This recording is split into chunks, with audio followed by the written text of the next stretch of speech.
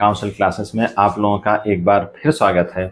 आज हम लोग जो है एक ऐसी भर्ती पे चर्चा करने जा रहे हैं जिसकी चर्चा पिछले 6 सालों से हो रही है।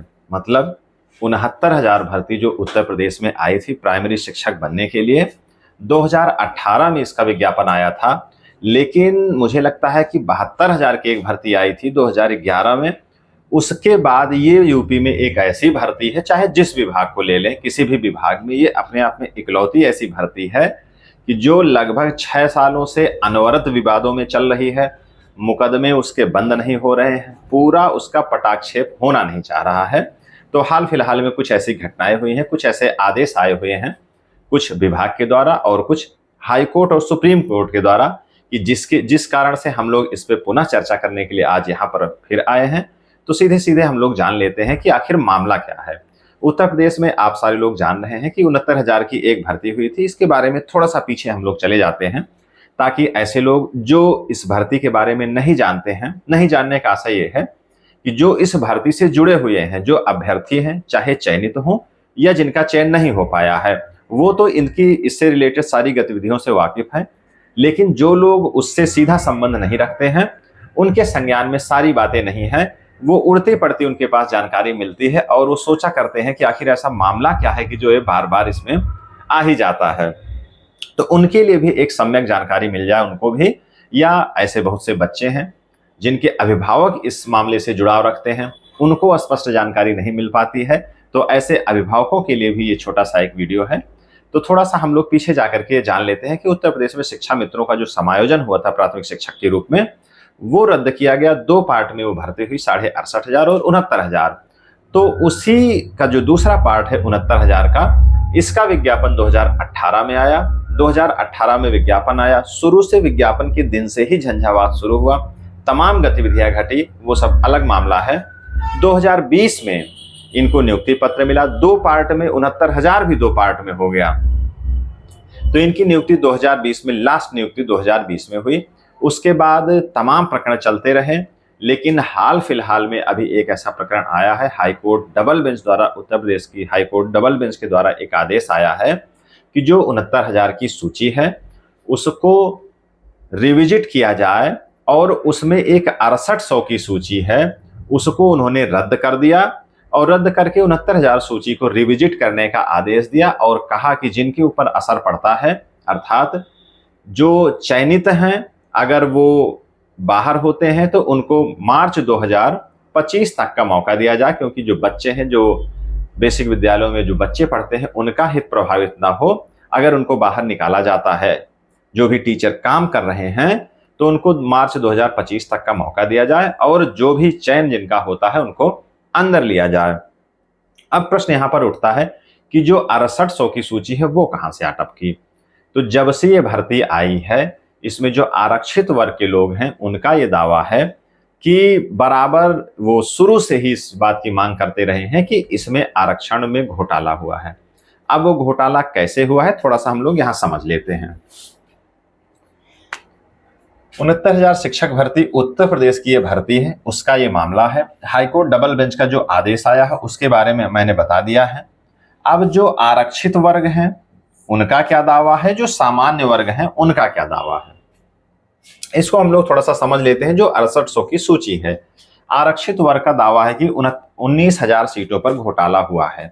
वो घोटाला दिखता भी कहां से है कि जहां तक मेरी जानकारी है कि 46,000 जिनकी जनरल रैंक है, जनरल रैंक ना कहें हम, अनारक्षित जो है, अगर ये यूआर की जो रैंक है, वो जो है, जो सामान्य वर्ग के बच्चे हैं, वो लगभग 46,000 रैंक पर भी हो गए हैं। जबकि 69,000 के हिसाब से जो यूआर की सीट बनती है वो बनती है 34,500।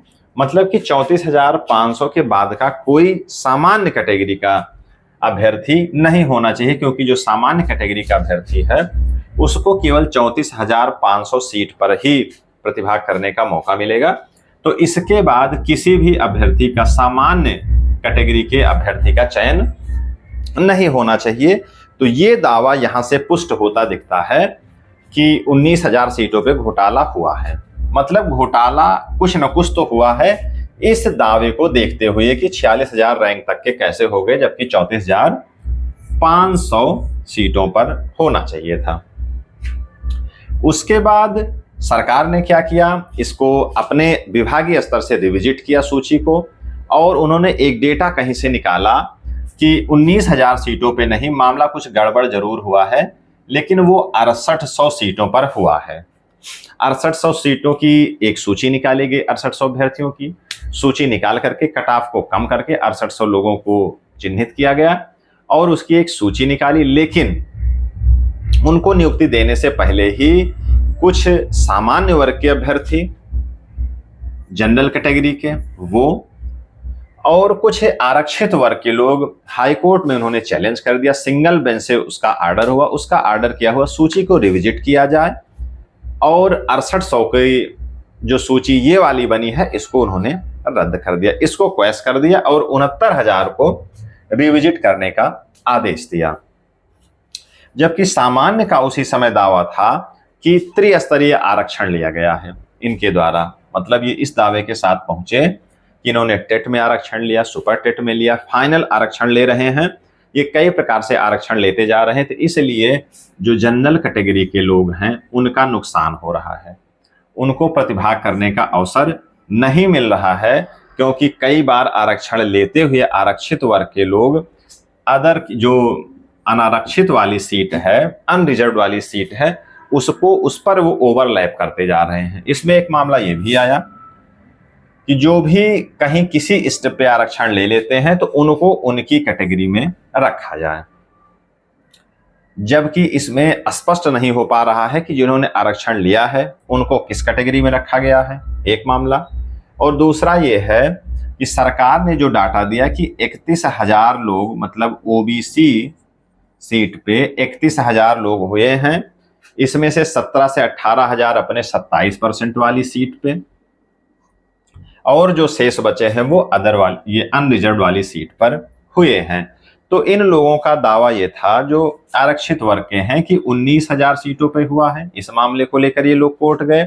सामान्य वर्ग के लोग गए कि कई स्तर पे आरक्षण लिया गया है, अनरिजर्व की सीटों का नुकसान हुआ है, ओवरलैपिंग हुई है बार बार। तो ये दावा भी इनका रहा, लेकिन सिंगल बेंच ने केवल रिविजिट करने का आदेश दिया। 6800 की जो सूची थी उसको उन्होंने क्वैश कर दिया। उसके बाद जो जिनके खिलाफ ये फैसला आया वो लोग डबल बेंच गए। तो double bench high court Uttar Pradesh द्वारा हाल फिलहाल में ये फैसला आया कि सूची को रिविजिट किया जाए, जो चयनित हैं उनको बाहर किया जाए। अगर वो बाहर होते हैं रिविजिट करने में, 6800 की सूची को इन्होंने भी रद्द कर दिया। अब ये सब मामला उत्तर प्रदेश में चल रहा है और 3 महीने का समय high court double bench Uttar Pradesh के द्वारा दिया गया है। इसी सब मामले को लेकर के ये जो वर्ग है जिसको लग रहा है कि अभी न्याय नहीं मिल पाया है, ये वर्ग कहां पहुंच गया है? Supreme court. सुप्रीम कोर्ट पहुंच गया है।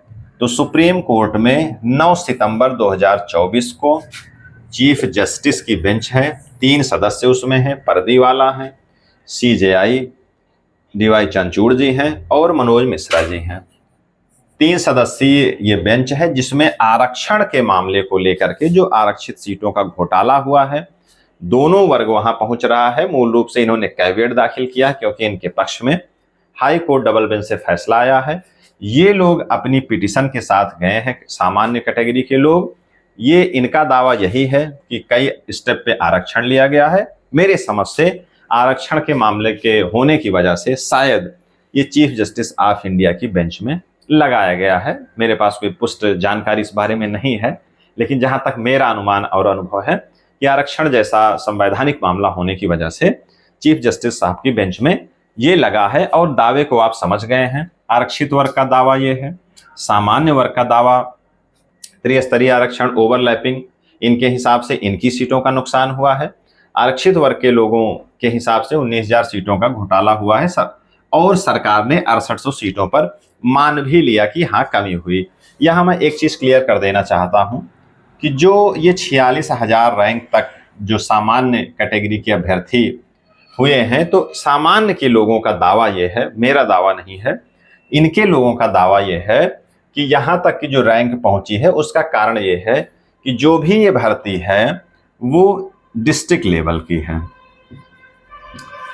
डिस्ट्रिक्ट लेवल की भर्ती में जो मेरिट बनी है वहां पर जो एक एमआरसी का आदेश है, जो मेरिटोरियस कैंडिडेट हैं आरक्षित वर्ग के, वो उनको अपने जिले में प्राथमिकता दी जाए। यदि उनका उस जिले में जनरल की सूची में नहीं हुआ तो वो अपनी कैटेगरी की सीट को लेकर के जिला को प्राथमिकता वो बचा ले गए। तो इसलिए एक सीट वहां जनरल की बढ़ गई और एक कैटेगरी की सीट उस एमआरसी के कारण वहां पर घट गई। तो ऐसे हर जिलों में घटती गई। तो वही कारण रहा कि जनरल की सीट पे मौका, जनरल का आशा ये है कि यूआर की सीट हर जगह बढ़ती गई और इस कारण से ये रैंक जो है जनरल कैटेगरी को यहां तक मौका मिल गया है। मेरी समझ यही कहती है, यही कारण इसका होगा। अब क्या होना चाहिए, क्या नहीं होना चाहिए, अब वो सारी रूपरेखा, सारी बातें माननीय उच्चतम न्यायालय में एकदम स्पष्ट हो जाएगी। आरक्षण में घोटाला हुआ है, नहीं हुआ है, 2 स्तरीय होना चाहिए, त्रिस्तरीय होना चाहिए, जो सुपर टेट है, जो एआरटी की परीक्षा हुई है वो पात्रता परीक्षा है या फिर उसका भी उस परीक्षा में स्थान है, ये सारी चर्चा वहां पर होगी। और इसी के साथ जो चयनित हैं, जिनको आशंका है, खास करके सामान्य वर्ग के लोग, वो भी सुप्रीम कोर्ट पहुंच गए हैं। हालांकि उनकी एसएलपी अभी तक दाखिल नहीं हुई है, लेकिन जहां तक मेरी जानकारी है, जो ये सामान्य वर्ग के लोग जो पहुंचे हैं वहां, जिनकी एसएलपी पे सुनवाई होनी है 9 सितंबर को, उनके साथ चयनित जो भी जिनका चयन हो चुका है, जो प्रभावित हो सकते हैं, उसकी लिस्ट में आ सकते हैं, वो जरूर उनके एडवोकेट इनके साथ खड़े होंगे या फिर सीधे ही वो अपने बचाव में कि जो जिनका चयन हो गया है उनको ना छेड़ा जाए, बाकी जो लोग अंदर आते हैं रिविजिट होने में उनको नियुक्ति दे दी जाए। और कुछ जो है अपना एक सिस्टम बनाते हुए सुप्रीम कोर्ट के आदेश से या सरकार ही अपने हिसाब से समायोजन करते हुए इनके चयन को पुष्ट कर दे। ये सारी जानकारी है, ये सारा सिस्टम है। अब जो भी होगा, अभी 9 सितंबर की इस तारीख को सुप्रीम कोर्ट में सब दूध का दूध और पानी का पानी एकदम हो जाएगा। कौन सही है, कौन गलत है, किसके साथ न्याय हुआ, किसके साथ अन्याय हुआ है, क्या सही होता है, क्या आरक्षण का तरीका कौन सा सही है, इसमें कहाँ कमी रह गई, जानबूझ के घोटाला किया गया या अधिकारियों के द्वारा लापरवाही की गई या इसके मैकेनिज्म में ही त्रुटि हो गई। जो इसका सिस्टम है, स्टेट लेवल की मेरिट बनी, डिस्ट्रिक्ट कैडर का ये पद है, एमआरसी का भी इसमें अनुपालन होना है, ये सारी चीजें हैं। ये एकदम स्पष्ट वहां सुप्रीम कोर्ट में जब पूरा उसका तार तार एकदम किया जाएगा, पूरा सेट बनाया जाएगा, तब वहां पे एकदम स्पष्ट हो जाएगी। तो इस बारे में हम लोग 9 सितंबर को जो भी उसका फैसला आता है, जो भी वहां पे सुनवाई होती है, हम लोग अब 9 या 10 को उसके बारे में चर्चा करेंगे कि क्या कुछ उसका असर रहता है। और इसका ये तो आज एक छोटा सा वीडियो है इससे संबंधित, और इसके बारे में 2-4 दिन में एक बड़ा वीडियो कि सारा प्रकरण एकदम स्पष्ट हो जाए। मेरी जो समझ कहती है, जो इसके एक्सपर्ट हैं उनकी समझ, और जो भी अभ्यर्थी चयनित हैं, सारे पक्ष पे एक विस्तार से हम लोग 30 से 40 मिनट का एक वीडियो बनाएंगे। उसको आप जरूर देखिए ताकि जो भी मन में ऊहापोह है वो एकदम क्लियर हो जाए। तो इसी के साथ आज की क्लास हम लोग यहीं पर करते हैं समाप्त। मिलते हैं इसके अगले भाग में 10 तारीख को, जो भी सुनवाई होगी 9 या 10 को, और जो अपना अलग सा एक वीडियो रहेगा उसके लिए हम लोग 2-4 दिन में जरूर मिलेंगे। धन्यवाद।